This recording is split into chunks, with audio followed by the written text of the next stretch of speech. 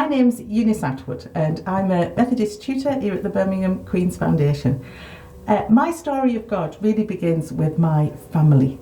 I was born and brought up in the Spennymoor in the northeast of England, in what most people would regard as a very dysfunctional family. I think most families are dysfunctional, but I think mine would beat many people's.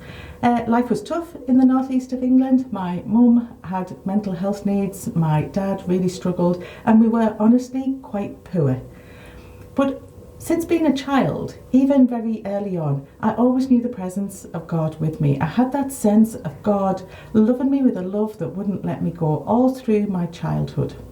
This recently came back to me when the reading on Saturday morning in my Bible was from John, and the words, "I will not leave you orphaned," just hit me once again. And I read those words, that promise of God, "I will not leave you orphaned."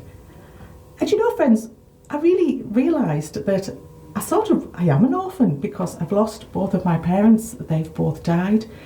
But that sense of, I know that I've never been an orphan and I've never been left because I've always known the love of God. And that sense of that promise being fulfilled to me throughout the whole of my life just overwhelmed me.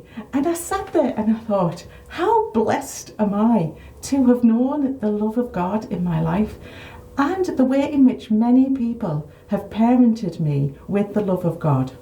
So I've been a Methodist since I was 14 years old, and I'm a Methodist by choice. I was brought up in another faith family. And when I made my commitment to the Methodist Church, I can honestly say that I was absolutely overwhelmed by their love for me. They absolutely parented me and joined in with loving me in a way that I hadn't known before. The Methodist Church has loved me, supported me, it's housed me as a Methodist deacon, it's trained me, and I had this sense of just how many people in the Methodist Church and in my life have loved me, have parented me in a way that has enabled me to see God. I think one of the most precious things we can do for anybody is enable them to see God.